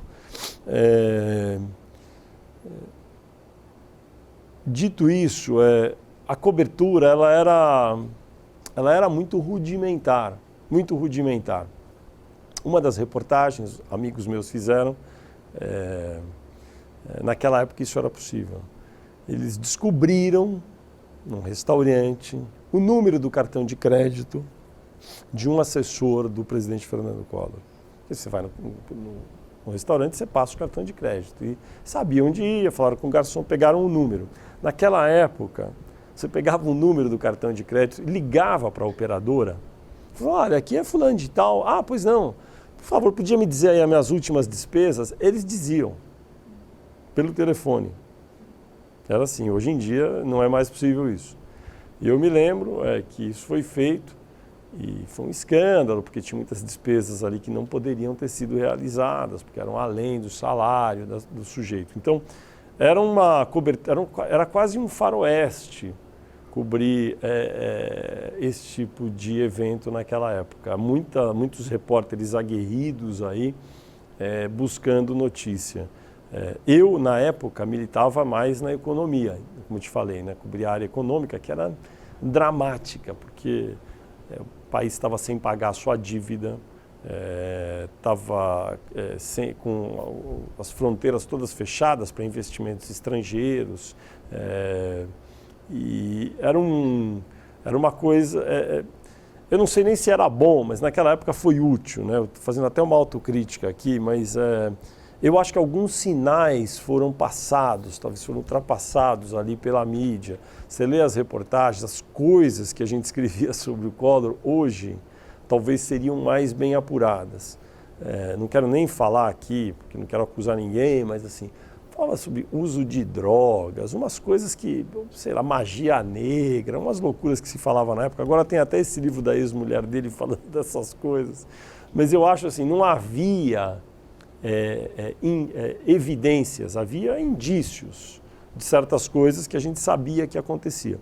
Mas como ele estava, parece que marcado para ser impedido de governar, valia tudo, você sabia e ia publicando. Hoje eu acho que haveria um pouco mais de critério, talvez, na cobertura, um pouco mais de cuidado. Porque um dilema que o jornalista sofre, eu sofro muito com isso, é saber muito mais do que eu posso publicar. Aliás, esse é um dilema que todos nós temos na nossa vida. A gente sabe coisas, mas você não pode sair por aí falando porque você não tem prova. Você sabe porque você tem confiança de uma pessoa que viu e te contou, mas como é que você vai publicar se você não tem prova? Então, hoje em dia, eu acredito que isso é mais presente. Você tem que realmente se precaver um pouco mais antes de publicar. E naquela época era assim, virou um movimento. A mídia entrou um pouco nesse movimento e foi o que aconteceu. Não estou dizendo que ele não devesse ter sido impedido de governar. Eu acho que foi correta a decisão, porque houve sim atos que denotavam ali uma incapacidade daquele governo continuar onde estava. Esse não é o ponto. Falando sobre o processo todo, houve uma contaminação, mas de novo parte daquele fenômeno que eu te falei, ficaram as comportas fechadas tanto tempo, e a hora que abriu para a sociedade, a liberdade de expressão, de imprensa, praticamente quase que valia tudo. Não é que valia tudo, mas às vezes dava essa impressão. Meu nome é Larissa Baltazar. Eu queria saber, você é muito conhecido por ter bastante fontes, bastante contatos dentro, imersos no poder. Queria saber como que você faz para... conservar essas fontes, mesmo dando notícias polêmicas, e como identificar uma boa fonte? A pior coisa que tem é quando você faz alguma reportagem, não é, sobre um político, e daí já logo encontra ele no dia seguinte. chato, não é? Mas, enfim, é inevitável. Eu acho que os políticos também já aprenderam que tem um certo tipo de animal jornalista ali que não tem, assim, eu não tenho nenhuma diferença pessoal com nenhum político. Com o Maluf, com o Lula, com o Fernando Henrique, enfim, já escrevi sobre todos eles. E, basicamente, o que eu penso muito quando eu vou escrever sobre uma fonte, algo que vai prejudicá-la, eu sempre me pergunto assim, eu estou sendo justo aqui, eu estou falando, tem alguma coisa aqui que eu estou pesando demais a mão, que está um pouco além do que o fato me permite escrever? Eu sempre me pergunto isso. Eu olho e falo, não está, é isso mesmo que aconteceu. É isso que aconteceu, tem que ser publicado, publique-se. E daí tem que rapidamente tentar falar de novo com a pessoa, de preferência já ligar antes da publicação para ouvir o outro lado. Isso eu acho importante, não ter medo de falar com a pessoa, né? E falar abertamente, falar, olha, eu estou publicando isso porque eu tenho essas evidências e vou ter que publicar, e queria te ouvir a respeito. Já fiz isso várias vezes, é meio duro, meio chato, mas é uma parte que você tem que aprender a lidar na profissão. Aí tem aquela piada dos políticos que dizem que em política tudo que tem que explicar não é bom. Eu posso me explicar, não é? Quando o político fala isso, aí já era, né? Porque, então, daí quando ele começa a se explicar, você sabe que ele vai se enrolar, é realmente meio constrangedor. Mas eu acho assim, o importante é a fonte ter certeza de que você não está fazendo aquilo a serviço de ninguém, mas apenas você está fazendo jornalismo. É muito difícil, porque a primeira coisa que o sujeito fala, pô, mas você está fazendo isso porque fulano de tal, você está querendo ajudar, não sei o que. A primeira coisa que você ouve é isso. Você tem que, deixa o cara falar, olha, não, queria te dizer que não é isso e vai ser publicado porque há evidências assim, assado. Então, é duro, mas eu acho que isso ao longo do tempo vai te dando credibilidade, as pessoas vão vendo quem você é, que você não é a favor desse ou daquele, mas só a favor da sua profissão. E para identificar as boas fontes, eu acho que as boas fontes, Larissa, são aquelas que não mentem e quando precisam mentir, preferem não falar. Não é? Porque tem algumas que mentem e te tiram do caminho. Essas são as piores. A boa fonte é aquela que fala assim, olha, sobre isso eu acho isso, aquilo. Sobre isso aí eu prefiro não dizer nada porque eu não posso falar. É melhor. E você só vai conhecer ao longo do tempo. Depois da convivência, putz, fulano me colocou na pista errada, tal. Então isso aí é só o dia a dia e a convivência ao longo de meses, anos, é que vai te dizer se aquela fonte é confiável ou não. E a outra coisa é a disponibilidade, né? Pessoas para quem você pode ligar e te atendem. Isso também é importante ter essa relação. Hoje em dia é complicadíssimo, porque todo mundo acha que está grampeado. Então, por isso Brasília é até interessante, porque você pode falar pessoalmente. É difícil hoje em dia falar o telefone como se falava no passado. Hoje em dia ninguém fala nada mais no telefone. E mais uma pergunta. Como você identifica uma boa pauta que vale o interesse público, já que você disse a questão que hoje em dia a política para a população no geral está uma coisa muito superficial, as pessoas sabem só quando é um grande escândalo, uma coisa bem por cima, assim. Então, acho que se é um caso de corrupção, vamos dizer, fica mais fácil, porque você tem o valor do dinheiro envolvido, as pessoas envolvidas, etc. Quando não é um caso de corrupção, eu acho que são pautas de interesse geral e que afetam a vida das pessoas. Você quer ver? Eu vou te dar um exemplo de uma coisa que nem é tão nova, mas que sempre me intrigou. Por que mudaram as tomadas no Brasil? Alguém pode me explicar? Não é? Alguém deve ter ganhado muito dinheiro com isso. Agora, eu não me recordo de ter visto. É claro que eu vi, li, assisti reportagens sobre isso. Mas eu acho que essas reportagens não foram profundas o suficiente a respeito disso. Isso aí todo mundo ia se interessar por isso, né? Isso aí eu acho que foi uma marcha da insensatez, alguém decidiu, Foi indo, chegou um dia, mudaram tudo. Isso é uma loucura, entendeu? Prejudicou a vida de 202 milhões de brasileiros, não é? Para um benefício, talvez questionável, porque o benefício aqui é melhor, é mais seguro, etc. Mas são muitas pautas assim. Tem muita coisa nesse nível que dá para ver no dia a dia e que eu acho que os jornalistas, às vezes, não por culpa deles, mas a engrenagem toda empurra eles para não fazer isso, às vezes, eu acho. Só mais uma. Amanhã vai ter a votação no Congresso sobre o superávit. Eu queria saber como funciona isso, mais ou menos, se é aberto, se civis podem entrar normalmente. Pode, total. Casa do Povo. É o seguinte, tem que chegar cedo, né, para pegar uma credencial de visitante. Aí tem as galerias. Aí você vai lá, senta nas galerias, pode assistir a sessão inteira, isso sempre. Todas as sessões do Congresso são abertas. Você tem que, evidentemente, chegar, dar seu nome, se credenciar ali na entrada e falar, quero assistir a sessão do Congresso. Que, se eu não me engano, vai ser no início da tarde amanhã. Não sei, eu acho que é no início da tarde, mas eu não tenho certeza. Agora você pode entrar lá no site e dar uma olhada. E as sessões do Congresso são abertas. Antes da votação, eu imagino que eles vão ter que votar 3 vetos presidenciais antes, que já estão trancando a pauta. O Poder Legislativo é Câmara, Senado e Congresso. Qual a diferença? Câmara, deputados, Senado, senadores. Congresso é quando eles se reúnem os dois, fazem uma sessão conjunta Câmara e Senado, chama sessão do Congresso.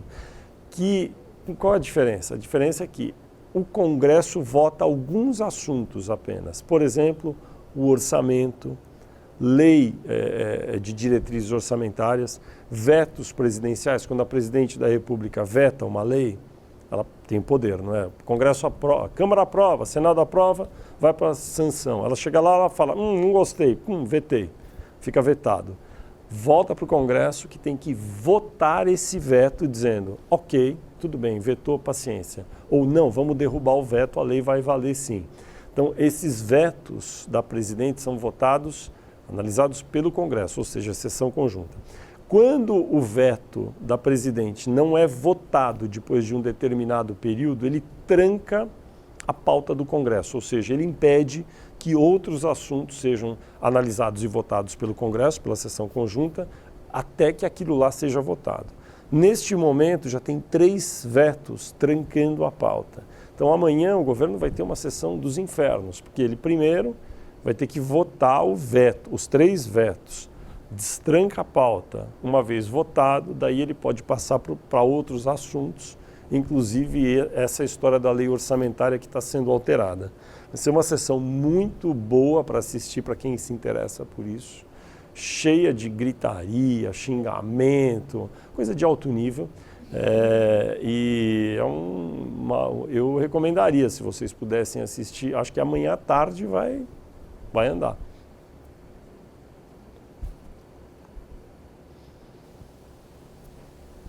O fato dessas sessões do Congresso serem abertas e o fato desses dados, esses documentos estarem disponíveis na internet, não quer dizer que existe um interesse das pessoas por acessarem esses documentos.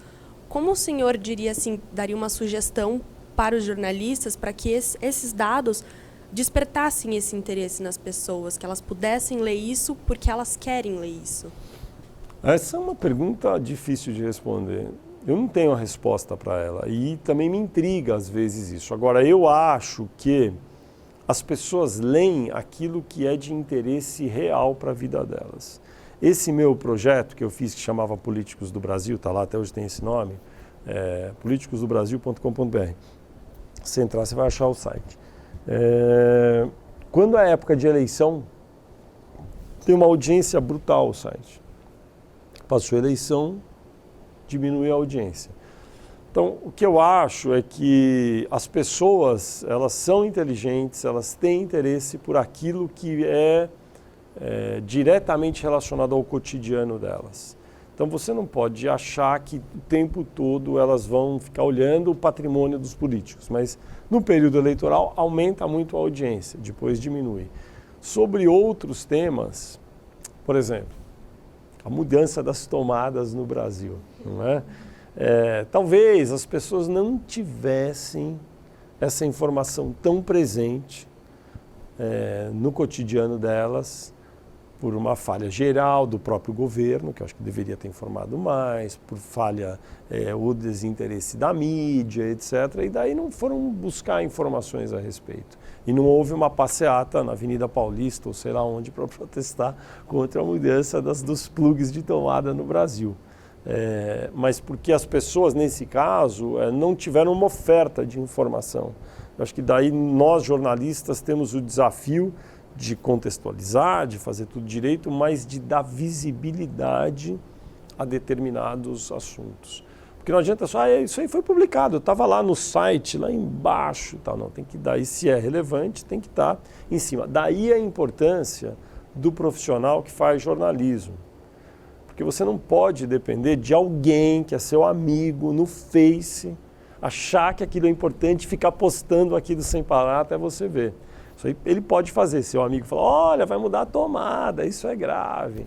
Ou você tem que ter órgãos profissionais, jornalistas pagos, remunerados para isso, para alertar a sociedade sobre esses fatos. Aí é que é a nossa missão diária.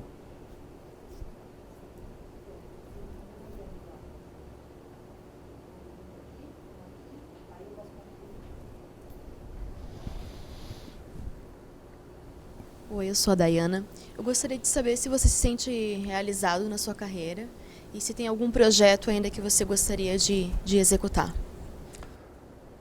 Então, eu tive uma sorte na vida grande de ter escolhido logo de cara uma profissão pela qual eu sou apaixonado, né? Fazer de maneira apaixonada uma coisa que você quer fazer e durante tanto tempo é um privilégio. Então eu me sinto assim muito feliz de fazer o que eu faço, muito realizado por ter feito o que eu fiz. Queria ter dado mais furos, queria ter, enfim, feito mais. Claro, quem é que não quer? Sempre você quer dar mais furos, ter mais informações, etc. Mas eu me sinto muito feliz pela profissão que eu escolhi, gosto muito dela. Me realiza muito. O que eu gostaria de poder fazer daqui para frente? Esse é um grande desafio, eu tenho discutido isso já há alguns anos com algumas pessoas e tenho agora trabalhado muito nas últimas semanas, inclusive nisso daí, talvez participar de algum projeto que possa ajudar a construir um meio muito relevante, influente e essencial jornalístico na plataforma digital, muito sério e que tenha relevância no cenário jornalístico brasileiro. Acho que tem um espaço enorme, tem uma página quase em branco ainda aí nessa área no Brasil e tenho pensado muito nisso. Gostaria muito de participar de um projeto assim. Tenho trabalhado um pouco aqui, já escrito algumas coisas e espero quem sabe poder fazer isso mais adiante. Aí não tem... é difícil dar fazer um cronograma, mas eu queria fazer já agora no início de 2015 alguma coisa nessa área. Quer dizer, eu já faço, não é nessa área digital, mas eu queria ampliar mais, fazer de uma maneira mais abrangente, mais profunda, muito tocando nessa área do jornalismo de contexto e que possa ser sustentável. Esse é o grande desafio. Fazer, a gente sabe como fazer, muitos de nós sabemos. O importante é o modelo que vai sustentar esse tipo de produto. Oi, meu nome é Elisa. Pode parecer meio conspiratório da minha parte, mas o que me garante ao jornalista que os dados que são divulgados, por exemplo, no portal da Transparência, em outras instituições, são de verdade verdadeiros? Como proceder para investigar isso, cruzar os dados e ver se estão coerentes mesmo? Elisa, é ótima a sua pergunta, porque é isso mesmo. O jornalista tem que duvidar não é porque está num papel, está num site que é verdadeiro. Então, você tem que fazer o cruzamento das informações, checar as informações e verificar da melhor forma possível se elas são verazes. às vezes, isso não é possível. E quando não for possível, você tem que, inclusive, se for publicar algo, dizer isso explicitamente para o seu público, para que ele saiba. E, em sendo possível, muitas vezes a checagem, dizer qual é a fonte, identificar, a fonte é essa, que, enfim, os documentos e os dados foram produzidos a partir do banco de dados assim, assim, assado. Então, essa é uma preocupação constante que deve existir. Não é porque está numa planilha, não é porque está num site do governo que é verdadeiro. Está lá uma informação, o governo está dizendo aquilo. Agora, é verdadeiro? Daí o jornalista tem que checar. Tem até uma piada que era sobre jornalismo declaratório. Havia muito antigamente uma mania de vir aqui em Brasília, o jornalista vai no Congresso, ouve o deputado A, o deputado B, o deputado C, assim, segundo o deputado A, blá, blá, blá, blá. Segundo o deputado C, não vai ser aprovada a lei do orçamento por isso, por isso. Já o deputado D diz não sei o que lá. E daí as pessoas apelidaram isso de jornalismo capivara. Você conhece uma capivara? Capivara, o maior roedor do mundo, é super bonzinho. Já viu uma de perto? Ela é super boazinha, a capivara, um ratão, né? Mas ela é boazinha. Ela só come plantas. Mas ela é dócil. Daí você pegaria a capivara e penduraria um gravador na capivara e soltaria ela no salão verde, lá na Câmara. Ela ficaria andando ali e gravando todo mundo. Chegava no final do dia, um falou uma coisa, o outro é o contrário, mas então como é que eu sei se quem está falando a verdade? Que é o que está na raiz da sua pergunta. A capacidade que o profissional, o repórter, terá de interpretar os dados para contar para a pessoa que está lendo. Pensem sempre na pessoa que vai ler o que vocês escrevem. Será que a pessoa vai entender o que eu estou escrevendo? Aí você tem que ter segurança que ela vai entender. Daí está pronto o seu texto. Só voltando sobre o superávit, você acha que a aprovação ou então a não aprovação dessa lei impacta diretamente na vida das pessoas do dia a dia? Porque você disse que elas leem de acordo com o seu interesse. Como que isso pode alterar no dia a dia? Claro. Então, impacta, porque o orçamento do país é onde estão as despesas e as receitas que o governo vai ter. No caso do governo federal, tem programas importantíssimos, programas sociais, programas de infraestrutura, e o que está escrito ali é o que o governo vai poder fazer num determinado período, no caso, no ano calendário. Quando está no orçamento que haverá mais dinheiro para construir usinas hidrelétricas, por exemplo, isso daí vai produzir mais energia, vai parar de faltar luz na casa de muita gente, vai ter mais qualidade de energia fornecida, etc. Se você tem menos dinheiro e há uma demanda para isso, então você vai ter mais problema no cotidiano. O desafio do jornalista é esse, é ler o orçamento, a proposta que for aprovada, e ali identificar o que vai ter impacto no dia a dia na vida das pessoas. E não só, vai cortar tanto dinheiro das obras do PAC. Mas e daí? O que significa a obra do PAC, que é um nome que foi inventado pelo marqueteiro da Dilma, né, o Programa de Aceleração do Crescimento? Mas que obras são essas? Mas quais são relevantes? Qual é o impacto que isso vai ter? E mais, no Brasil, o governo é quem mais investe, sempre. O país, o Estado nasceu antes da sociedade, não é? Então, quando o governo investe menos dinheiro circula. Menos dinheiro circulando, menos emprego, menos economia deslanchando. Então, tudo isso impacta na vida dos brasileiros. E aí o desafio é realmente traduzir. Só para a gente finalizar, porque realmente dá para ficar, tem um monte de pergunta de um monte de gente. Está combinando muito o que você está contando com um monte de questionamentos que a gente tem tido esses dias. Mas, não dá, né? Então, eu queria que você contasse para a gente duas coisas. Uma grande besteira que você acha que você tenha feito e que você possa contar. Então, são tantas. Você contou várias coisas bacanas que você fez, que você fala, nossa, legal, né? Você já falou sobre os seus sonhos. Então, eu queria que você desse, a partir de toda essa sua experiência, um conselho, se é que a gente pode dar conselho, né? Não vender. Um conselho para o pessoal, que complementando isso que você falou, você deu um monte de visões de para onde vai o jornalista, o que você acredita e tal. Olha, a cagada maior que eu fiz na minha vida, que eu nunca vou me esquecer, há muitos anos, eu estava de plantão no fim de semana e precisava fazer uma entrevista com um ator de cinema que estava no Brasil filmando em Paraty. Paraty é no Rio de Janeiro, ali uma cidadezinha histórica. O ator era o Ben Kingsley. Sabe quem é o Ben Kingsley? Que ele ficou famoso no cinema porque ele interpretou o Gandhi. Pelo menos nos anos 80 ele era conhecido por isso. Depois fez outras coisas. E eu disse, o Ben Kingsley, o Ben Kingsley, o Gandhi. Era sempre assim. E ele estava lá e eu tive que pegar o carro e ir até lá, né, o motorista e tal. E da entrevista com o Ben Kingsley, um filme chato que ele estava fazendo lá em Paraty, chamava, não sei, era uma coisa assim, uma coisa meio ecológica, tinha assim, uma coisa de macacos, chamava O Quinto Macaco, era um filme que nunca teve a menor expressão.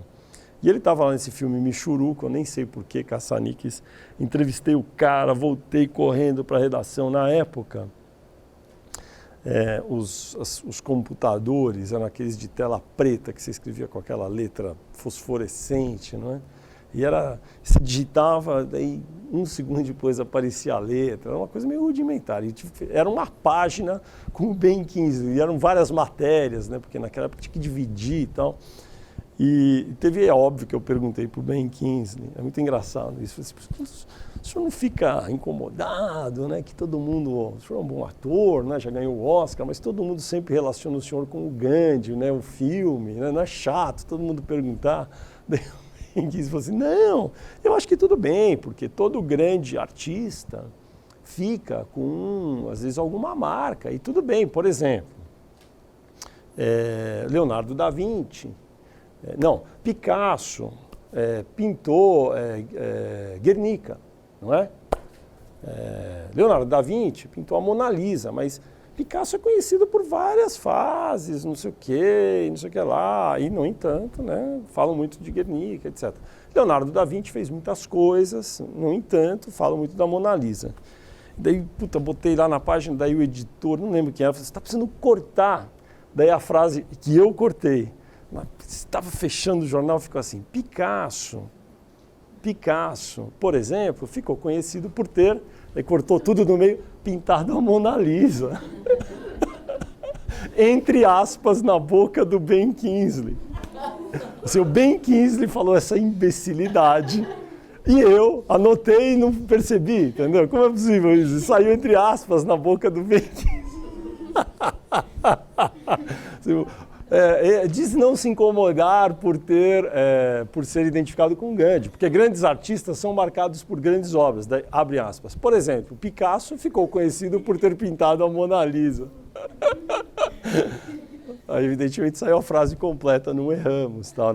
Por um erro de edição ali, tal, foi cortada a frase. Mas, não é? E foi um erro, assim, a frase começava com Picasso e terminava com Mona Lisa. Era uma frase enorme. Daí, pum, cortei o meio, daí coube, tal, fechou, pum. Isso faz muito tempo. Aí é o seguinte, conselho, eu não sei, se conselho fosse bom não era de graça, não é? Eu acho que todo mundo tem que seguir o que manda seu coração, assim, o seu desejo mesmo. Tem que desejar muito ser qualquer coisa, não é? Ser engenheiro, médico, e eu acho que para ser jornalista você tem que desejar muito, não é uma profissão muito fácil. E é uma profissão em que a indústria que abriga os jornalistas hoje está numa fase um pouco indefinida, então realmente precisa desejar muito. O conselho que eu daria é façam sempre uma análise de consciência se vocês querem isso mesmo, porque se vocês querem é uma profissão muito linda. Eu sou apaixonado pelo que eu faço. E eu gosto muito. Agora, realmente tem que gostar, porque se vocês não gostarem, não vai para frente. Não pensem que jornalismo é uma arte. Jornalismo é uma técnica que dá para aprender. Mas é uma técnica que vai exigir muito trabalho e muito suor no dia a dia por parte de vocês. É isso.